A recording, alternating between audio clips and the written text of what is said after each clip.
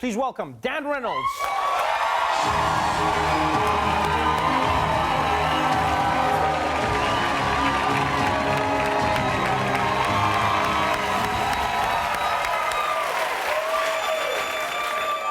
Welcome. Thank you. First of all, congratulations. Last night you played Madison Square Garden. Yeah. Are you still coming off of that buzz? Yeah? Is that like one of those buzzes that just never goes away, or do you just like, yeah, on to the next one? No, I think it was something I've dreamt about since I was really little. Yeah. And my mom and dad came out, and so it was nerve-wracking, but it was also a moment that I think was a little surreal where I thought, okay, I think we've done something, you know? I think you've done something. I think you've done more than something, man. Congratulations on that. And congratulations on this documentary that's coming out. This is a really insightful story that you've chosen to tell. The story of the Mormon Church and how they've dealt with the LGBT community. This is a really powerful story. Why did you choose to tell it? So I grew up Mormon, super conservative family, 8 boys, 1 girl. In middle school, one of the first friends I made was gay and Mormon. And it was the first time that I really felt like what I was being taught at church didn't sit right in my heart. Right. And I watched the conflict that he had every single day. Not just bullying at school, but also just feeling like he couldn't come out. He'd go to dances with girls.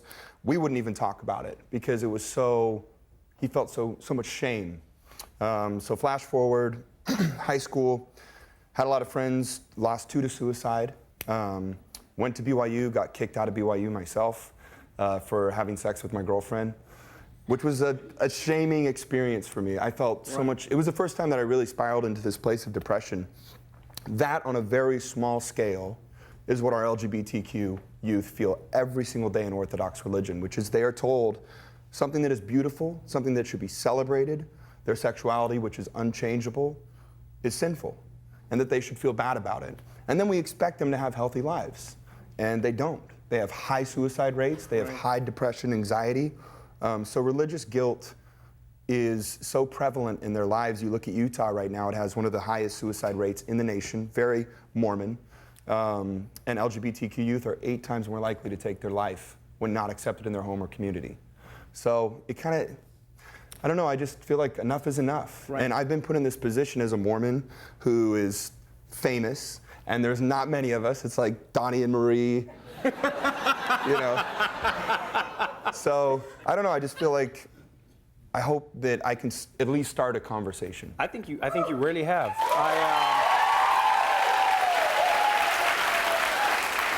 I think you've started more than a conversation. I think you've started a movement because, you know, not just the documentary, but Love Loud is a festival that you kicked off in Utah, a festival where you came out playing music, bringing people together. And as the name suggests, Love Loud was about being proud. And it's one of my favorite moments in the documentary is when you come up with that name. How did you come up with it, and why was it so inspiring for you to use that title? You know, I think that most people that I talk to who are religious, Mormons, Catholic, whatever it is, and who are conflicted about this. They say, you know what, I love our LGBTQ youth. I love them. But there's always this little dagger behind the back of, you know, I love you, but. Right. I love you if, you know. And so it's not real love, it's an empty word. It doesn't, to our youth that I have spoken with, they say, you know what, I would rather you say, you don't love me, you don't accept me, then open this door and say, look at the bright light inside, come inside, but there's tacks all over the ground. Right. It's not healthy for you. And so Love Loud is about talking about what does it mean to truly love and accept. It means that you say to your child, you are perfect the way you are. And I think that until that happens, we're going to continue to see the suicide rate has quadrupled in Utah over the last 6 years. And people say, well, it's the altitude. The altitude's not quadrupling, you know? And so it's frustrating to me, and I get so fired up about it because I've spent this last year meeting with all these parents who have lost their children to suicide because of religious guilt. And I love my faith. I love Mormons. I think Mormons are generally good people.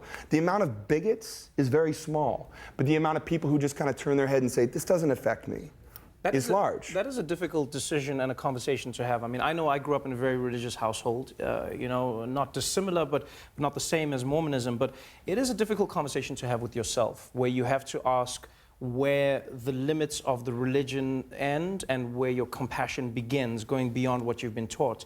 When you look at Mormonism as it stands, do you think that the church is in a position to pivot, or do you think it's a bit naive for people to say, I want to be Mormon and a member of the LGBTQ community? It's a really good question. I think to begin with, most people from the outside would just say, Dan, this is easy. Leave Mormonism. Tell all these kids to leave Mormonism. Right.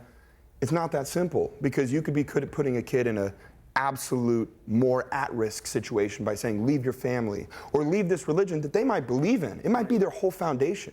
So you can't just drag them out of the religion. So until they're old enough to make that decision and they're in a safe space to do that if they want to, you just need to make it a better place for them. Right. The leaders aren't going to change.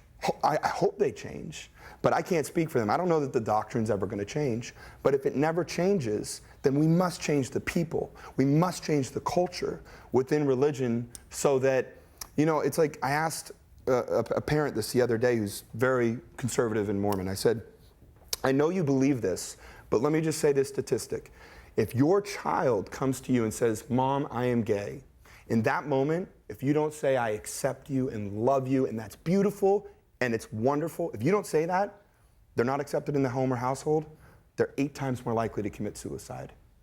So with that statistic, at that moment, the parent has to accept them, even if the religion's there, the Bible, all those things they believe in. But are you going to put your child 8 times more at risk because of that? And I hope the answer is no. Regardless of what your faith is, regardless of what your belief is, the data is just there, and it's overwhelming. So I think we just don't have a choice. We don't have a choice, and I will honestly say this documentary is one of the most eye-opening exposés I've ever seen. It's done with heart, it's done with compassion. Thank you so much for being on the show. Cool. An honor to have you here. Believer airs on HBO June 25th. An amazing man, Dan Reynolds, everybody.